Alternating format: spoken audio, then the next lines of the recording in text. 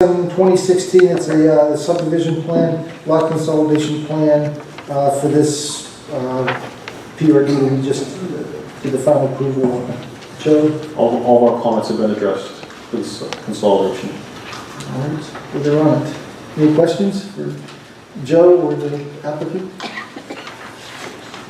Is there a motion to approve the subdivision? It is the next step. Once the PRD is approved, then they do the subdivision in phases, and it's basically a subdivision plan.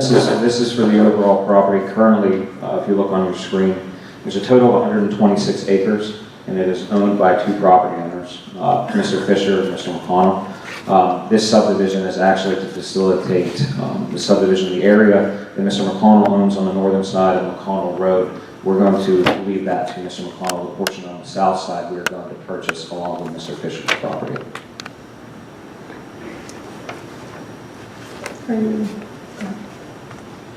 Any other questions? Is there a motion?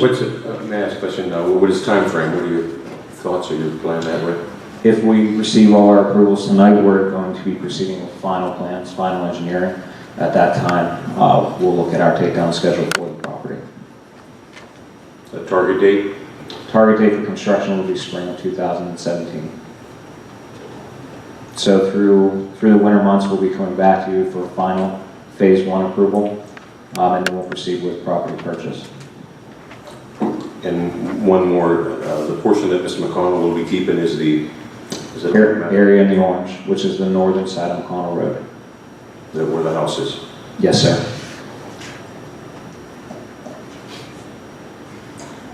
So, Is there a motion to approve? So moved. Been moved. Is there a second? Second. Been moved and seconded. Those in favor signify by saying aye.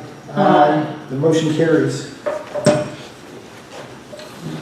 For 158-2016, it's a conditional use request for the Southpointe Medical Association or Associates in the SD zoning district. The applicant is Southpointe Medical Associates.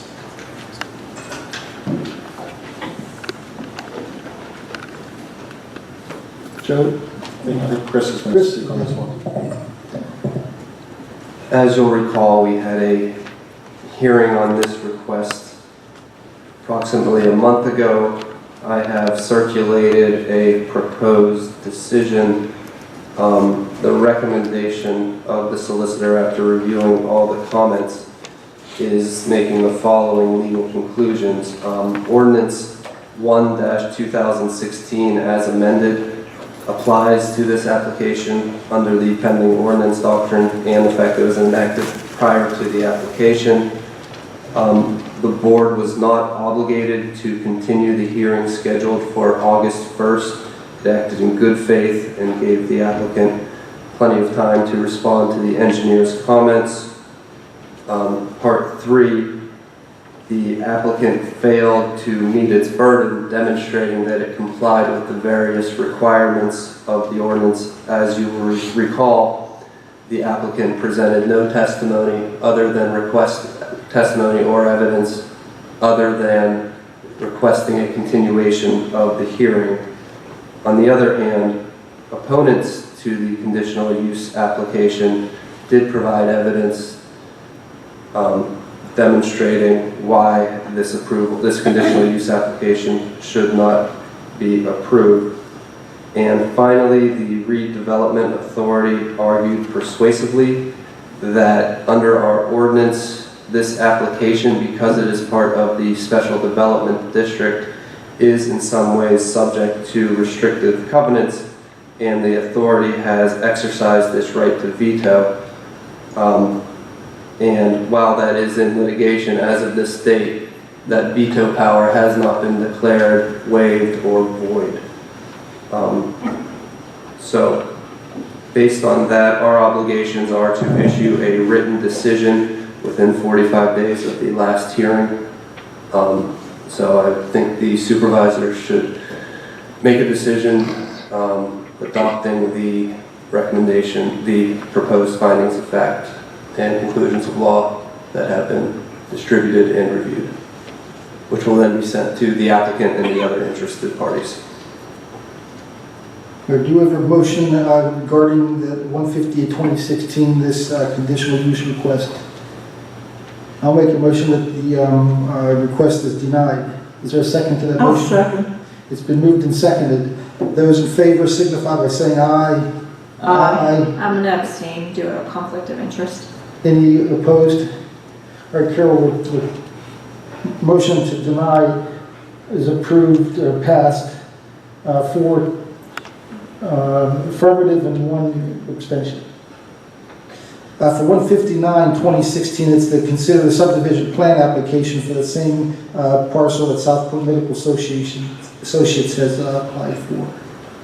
Chris? Yeah. Again, section 913F of our ordinance requires, under the new or old ordinance, requires a change in land use category as a prerequisite to the submission of or approval of a subdivision and redevelopment plan. Based on the denial of the conditional use application, it appears that the subdivision request should also be denied.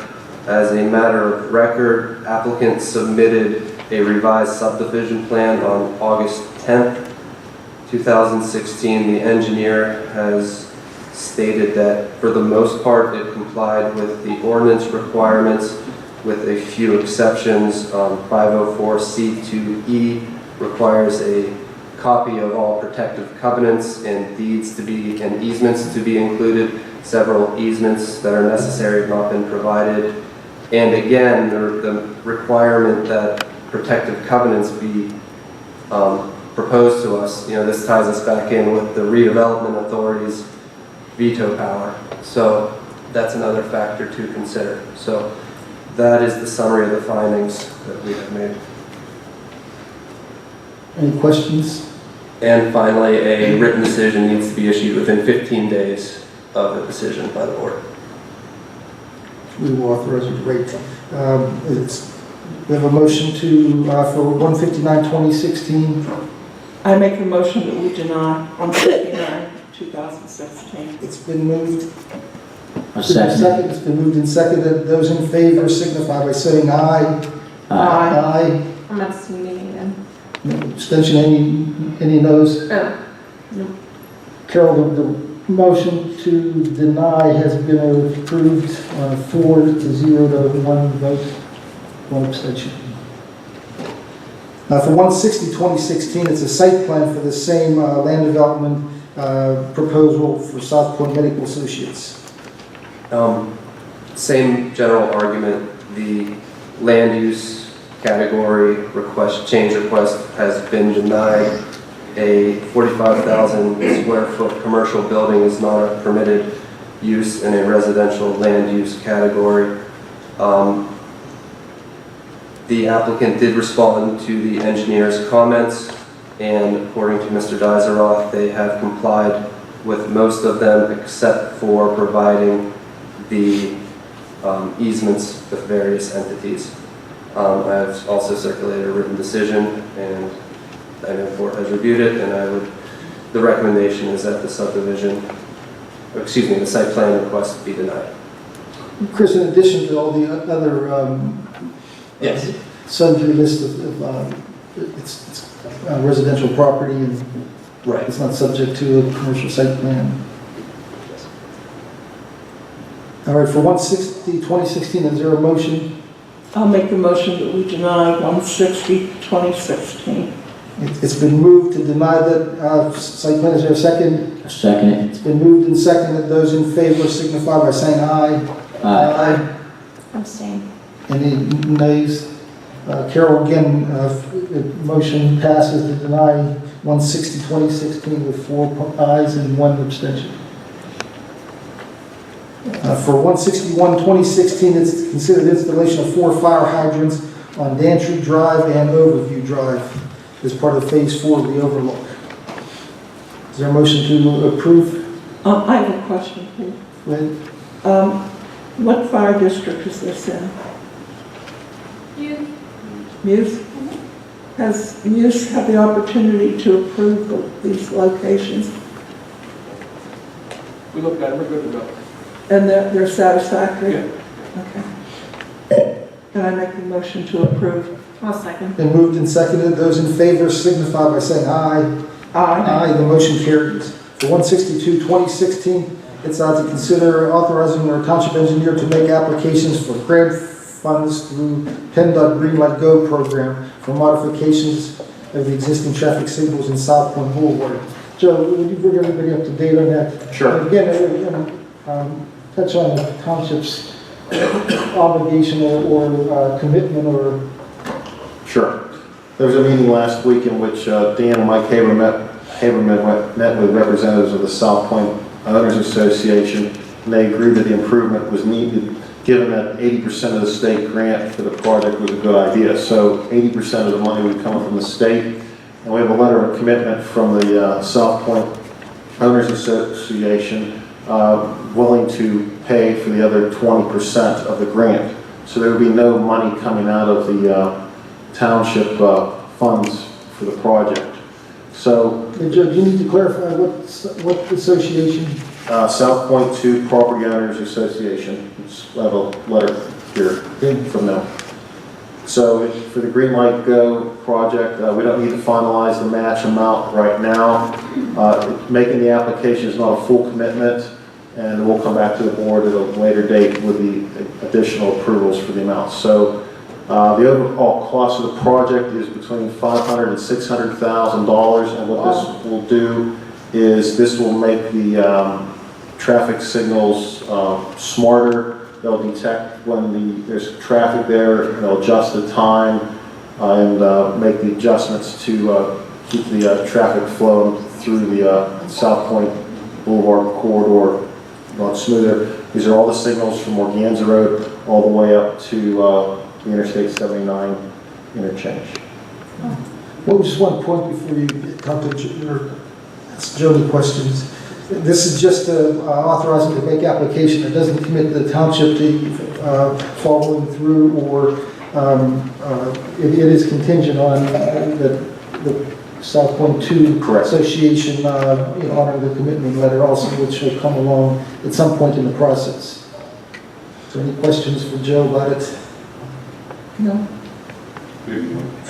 One question, Joe, does that encompass what, six red lights? I think it's Sinking? six or seven traffic lights. I'm not sure it's necessarily they're in sync. It's a progressive signal where it's detecting the traffic as it's building up at the more heavily used intersections and adjusting the timing.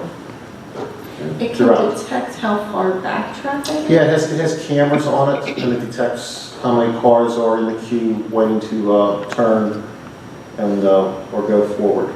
Well, for $500,000, I hope it does a lot of detecting. We hope so. All right, is there a motion to approve the application? Yes. Second. It's been moved and seconded. Those in favor signify by saying aye.